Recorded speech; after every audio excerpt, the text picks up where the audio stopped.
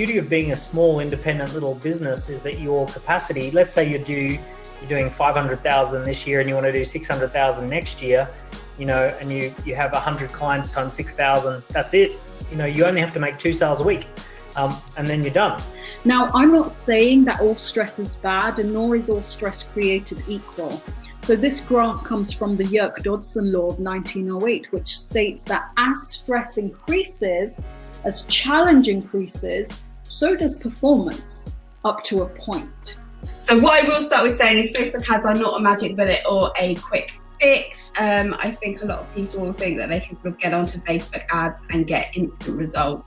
And sometimes that is the case if you've got a great product market fit and you've built up a good audience, but it's not usually the case. You do need to have a bit of time to do some testing, and so they're not kind of instant results. Instagram relies on engagement in the form of comments and likes, and it's a really truly social place to be. It's an incredible platform, obviously, that encourages conversation and offers entertainment, and relationships are built, and it has all these great tools of Instagram stories and IGTV and all the shopping developments that are coming out of it.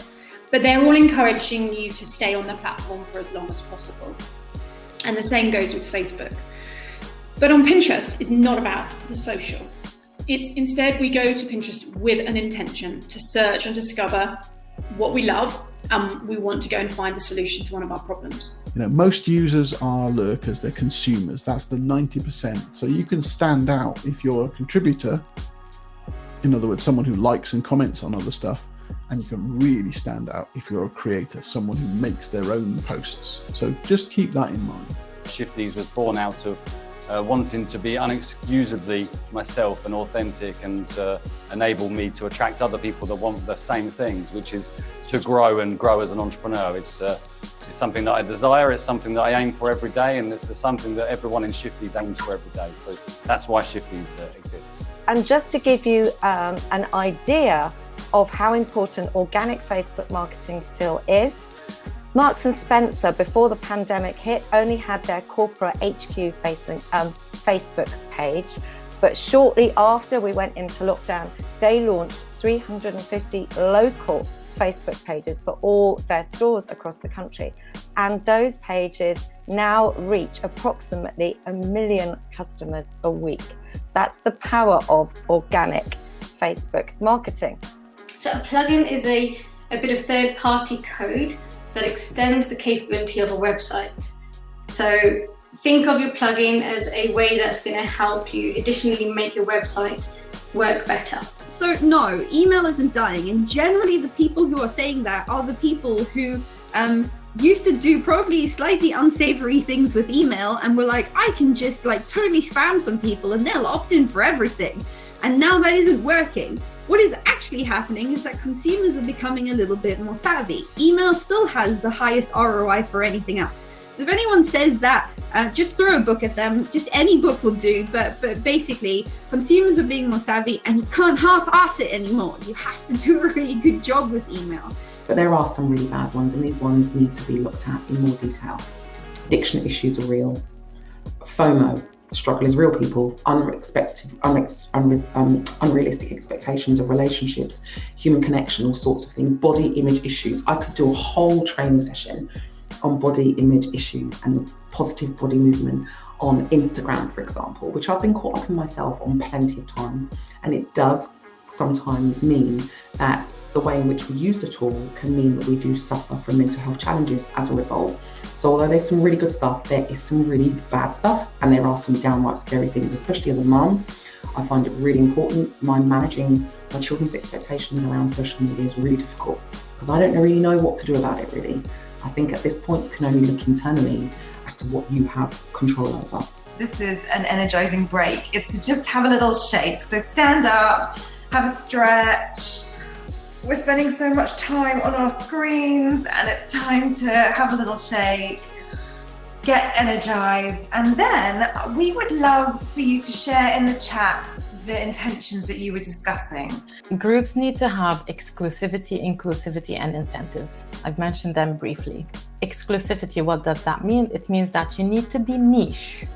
So you need to focus on the main goal, your purpose, and how are you high relevant to your audience? So this is how you can be exclusive. We are Cambridge Social Media. We focus on leveraging social media, helping entrepreneurs, freelancers, and small businesses to leverage social media for their business. Super simple, very niche. We know what we're doing. But when you look at YouTube, for example, you'll see that they actually have slightly fewer members, but 86%, there's so many people that use it without an account, and you'll start to see, actually, it's the biggest social media platform that there is, which is fascinating, because remember, these percentages relate to the global internet users outside of China who are visitors of that platform. So 86 net users access YouTube. That is insane. And you start to realize that actually Facebook isn't the biggest, it's actually YouTube when you start to look at this data in a different way. Moving on, we have the back end of the website. So the back end is essentially the view that is hidden from regular visitors when they come to your website. It's got all the information about the structure of the website, any applications that it's using or are being used, and it contains how that particular CMS will control the content on that website. And that's kind of why we need to build these customer personas, that bottom one, resource and time wasted. We don't want that. If we can build it at the start and know and understand these people, we understand their needs and wants, which means we should get better quality leads and better quality customers. It gives the whole business a focus on customers, which you should do. It means you can improve your products and services because you know and understand what people want, and it improves engagement through comms, of which, bear in mind this is a social media conference, we should all be doing. If we don't understand who we're targeting, who our ideal client is, our persona is, how do we know what to say to them? And this isn't just me saying this. Spotify released a stat that stated that 80% of listeners to podcasts who have heard an advert for a product or a service, they've looked into it. 80%. They've thought about looking into buying that product or service. I don't know of any other medium that will give you a statistic that is so high. I did one of my experiments on LinkedIn ads with a load of free credit I got from LinkedIn, and it led to me getting almost 700,000 ad impressions, so the ad was loaded that many times. Only 68 people clicked through to my website, and all of that was for a $340 spend. Thankfully it was free credit, so I didn't actually pay for it myself, but key stat, no business out of it. So that might just tell you that I'm terrible at writing ads, which I probably am, but it's quite an expensive platform to advertise on, and the experts seem to say that, you know, if you're not spending a couple of $1,000s on ads, you're probably not going to see a return. And I think for the average small business, that's just way too much.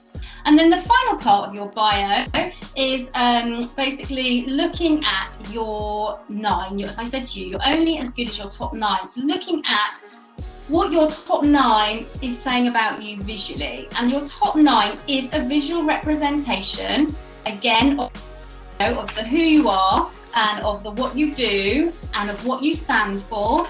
And it should very much, when people come to your top 9, there should be sort of like 3 or 4 words that spring to mind. And those 3 or 4 words that spring to mind should very much basically be words that are, you know, you would want to have connected to you and your business and your account and who you are and the values that you stand for. If you make all people matter to you with no agenda other than to just make them matter, I promise that you will matter to them, and that they may not become a customer for you today, tomorrow, next week, next year, or even in the next 5 years. But you can be sure, if you make an impact on people, that the next time that they want something that you offer, and you made enough of an impact and enough of an impression on them, that they will remember you, because people remember, and they remember how you make them feel. And thank you all for being here with us. Obviously, we wouldn't have an event without all of you. And thank you for all the sweet comments. I'm just looking at the chat quickly, and everyone just having all the feels. You're giving me all the feels. So let's get a glass of something and let's talk about all the feels in a breakout session on our tables. Bye, guys. See you later. Lovely rest of the day. See you soon.